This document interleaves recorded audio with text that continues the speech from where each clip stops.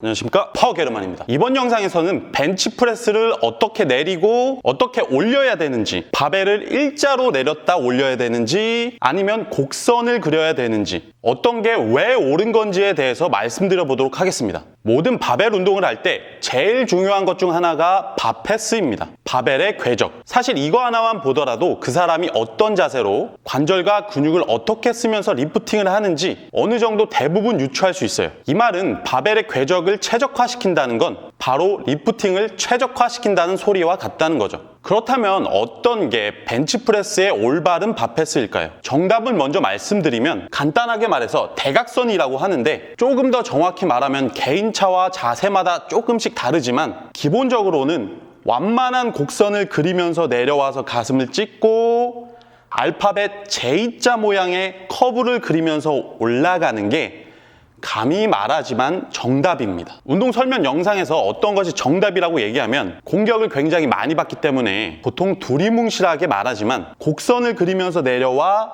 J자로 올라가는 것이 이건 감히 정답이라고 말씀드리겠습니다. 그러면 왜 그런지에 대해서 이제 풀어서 말씀드려 볼 테니까 판단은 듣고 하셔도 늦지 않습니다. 중고급자가 봐야 될 내용이긴 한데 입문자분들도 어떤 느낌인지 감을 잡고 계시면 앞으로 벤치 하시는데 큰 도움이 될 겁니다. 그러면 일단 먼저 벤치프레스의 바벨의 궤적이 일자가 돼야 된다는 사람들이 있습니다. 제가 얼마 전에 벤치프레스를 하다 깔려서 탈출하는 영상을 하나 올렸었는데,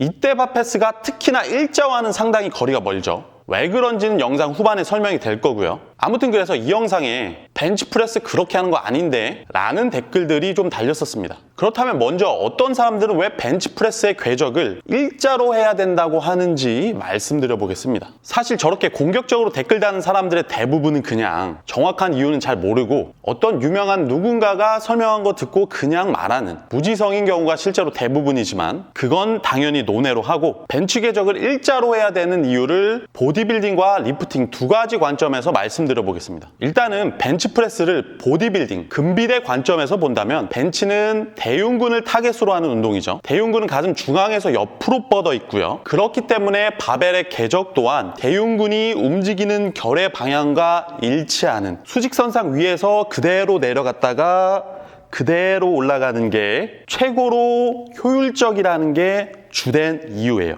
그리고 보통 윗가슴이 더 잘 먹는 게 몸의 미적 발달상 좋기 때문에 윗가슴 쪽에서 이런 식으로 일자궤적으로 벤치프레스를 하는 경우가 꽤 있습니다. 왜냐하면 바패스가 일자가 아니라는 건 대흉근이 아니라 다른 근육들이 참여를 하는 거니까. 물론 다른 이유들도 조금 더 있는데 보디빌딩 쪽, 근비대 관점에서는 일자로 벤치프레스를 하라는 주된 이유는 이겁니다.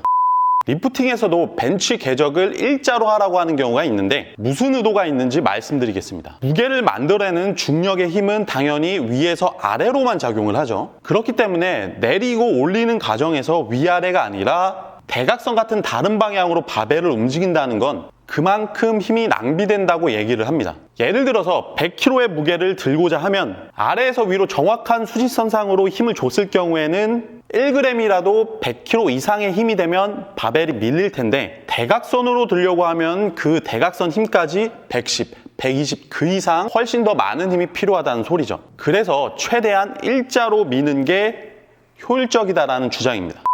이거 둘 다 얘기를 들어보면 굉장히 그럴듯합니다. 그리고 틀린 얘기는 사실 아니에요. 맞는 얘기이고 실제로 이런 이론을 중심으로 훈련하시는 월드 클래스 분들도 많습니다. 그렇지만 이건 시야를 조금 좁게 했을 때의 얘기예요. 혹은 선택받은 유전자 위주의 트레이닝법이라고 할 수 있어요. 무슨 소리냐면, 일단 근비대와 스트렝스 그 이전에 기본적인 사람 몸의 뼈, 특히 어깨 구조 자체가 벤치프레스 시 바벨을 일자로 내릴 수가 없습니다. 벤치프레스 시작 시 팔의 위치는 적어도 젖꼭지 위가 되는데 겨드랑이의 각도로 보자면 최소 70도 이상입니다. 사실상 거의 90도에 가깝다고 볼 수 있죠. 이 상태에서 어깨 관절은 짚혀 있는 상태가 되는데, 이것은 이제 많이들 아시는 어깨 충돌의 일시정지 상태이기 때문에 그대로 몸통 쪽으로 일자로 내리면 말 그대로 어깨 충돌을 일으키면서 내리는 움직임이 됩니다. 그러니까 사실 일자로 내릴 수는 있어요. 단지 어깨 관절을 깎아 먹을 뿐입니다. 물론 유연성이 좋아서 괜찮은 사람들도 있지만 어깨가 나가기 전까지는 그 누구도 알 수 없으니까 무조건 조심하는 게 맞죠. 지금은 괜찮은데 40, 50살 돼서 어깨가 안 좋아질 수도 있어요. 50견이 아니라 40견, 30견이 올 수도 있는 거죠. 그렇기 때문에 벤치프레스는 어깨 앞쪽에서 시작해서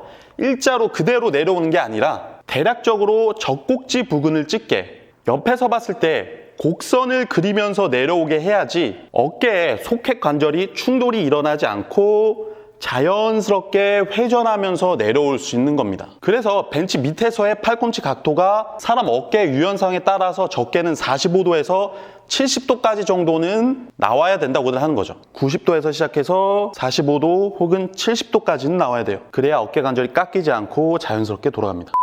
방금 어깨관절 구조상 벤치는 곡선을 그리면서 내릴 수밖에 없다는 설명을 드렸는데 근육적인 측면에서도 곡선을 그리면서 내리는 게 좋습니다. 보디빌딩과 리프팅 방식의 사용 근육 범위의 차이는 있는데 같은 원리예요. 벤치프레스의 주동근이 앞뒤로만 움직이는 대흉근이라 할지라도 당연히 같이 쓰이는 협력근이 있습니다. 크게 보면 가슴 위로 전부라고 할 수 있지만 우선이 되는 건 전면 삼각근과 삼두근인데 이 두 근육만 보더라도 바페스를 일자로 내렸을 경우에 제대로 쓰이기가 쉽지 않습니다. 어깨 회전이 자연스럽게 나와야 삼각근을 쓸 수가 있고 삼두 같은 경우도 끝이 붙어있는 몸통 쪽으로 근육의 단축이 생겨야 힘을 더 쓸 수가 있죠. 대흉근만을 정말 집중해서 자극을 주려는 것도 좋긴 하지만 결국에는 바벨부터 상체와 협력 전부 다 연결되어 있기에 균형 있게 힘을 받아야 합니다. 그렇기 때문에 근육들을 조화롭게 쓰면서 중량도 더 쓰이는 협력근만큼 더 가져가면 안정적이면서 충분히 일자 못지않게 효율적으로 대흉근을 타격할 수 있어요. 리프팅식 벤치프레스는 사용 근육의 범위가 더 확대됩니다. 기본적인 벤치의 협력근뿐만 아니라 흔히 말해서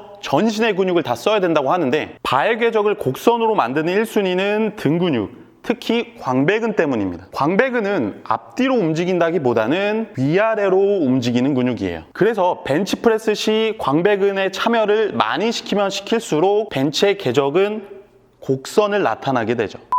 이 정도까지가 바벨을 왜 곡선으로 내려야 되는지에 대한 설명이었고 올릴 때 왜 J커브를 만들어야 되는지 말씀드려 보겠습니다. 이건 조금 더 간단하게 생각할 수 있습니다. 벤치프레스 바닥 지점에서 밀어 올릴 때 사용되는 근육들 삼각근, 삼두근, 광배근 등이 가슴 앞으로 힘이 써지는 게 아니라 앞서 말씀드렸듯이 약간은 사선으로 힘이 들어갑니다. 게다가 가슴에서 바벨을 띄우는 순간에 몸통에서 자연스럽게 반동이 발생을 하는데 이것 또한 수직선상 앞쪽이 아니라 약간은 사선으로 힘의 방향이 되어 있고요. 여기에 파워리프팅에서 쓰는 레그 드라이브라는 스킬까지 쓰면 J커브는 더욱 커지게 됩니다. 레그 드라이브는 발바닥을 바닥으로 차면서 몸을 밀어내는 힘으로 벤치를 밀 때 도움이 되는 건데 이것 또한 밀어내는 방향이 가슴 앞쪽이 될 수는 없죠. 이것도 역시 힘이 머리 쪽으로 사선으로 들어갑니다. 그래서 리프터들 중에서도 레그 드라이브를 안 쓰는 경우가 있는데 그런 선수들은 J커브가 더 적게 나오는 모습을 보여줘요. 물론 당연히 너무 많이 머리 쪽으로 박아 움직이게 되면 근육의 밸런스가 깨지니까 안 되는 거지만 어쨌든 바벨이 가슴 앞 직선으로 힘있게 나갈 수는 없습니다. 또한 조금만 생각해보면 직선보다는 대각선으로 올라가는 게 바의 경로가 더 짧게 탑까지 갈 수 있어요. 그래서 이건 J패스, J커브라 그래서 외국에서는 꽤 알려진 개념 중 하나인데 우리나라에서는 유독 옛날 보디빌딩 방식이 많이 퍼져서 그게 아직도 많이 남아있어서 옛날, 요즘 말고 옛날 벤치는 일자로 밀고 내리라는 말이 유행하는 것 같습니다. 순수 근육 관점에서는 분명히 좋아요. 어깨가 나갈 뿐이지.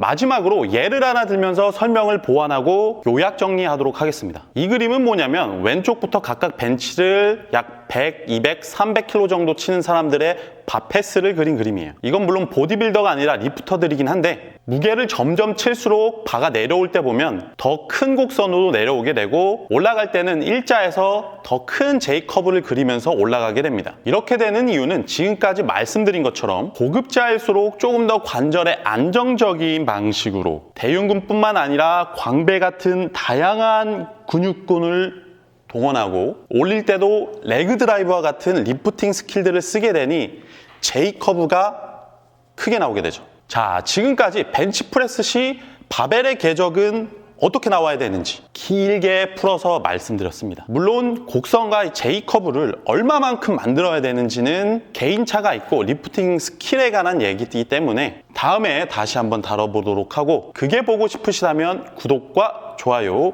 부탁드리겠습니다. 그리고 이 영상이 조금이라도 도움이 되셨다면 역시 구독과 좋아요 부탁드리겠습니다. 이번 영상은 여기서 마치도록 할게요. 이상 파워게르만이었습니다. 감사합니다.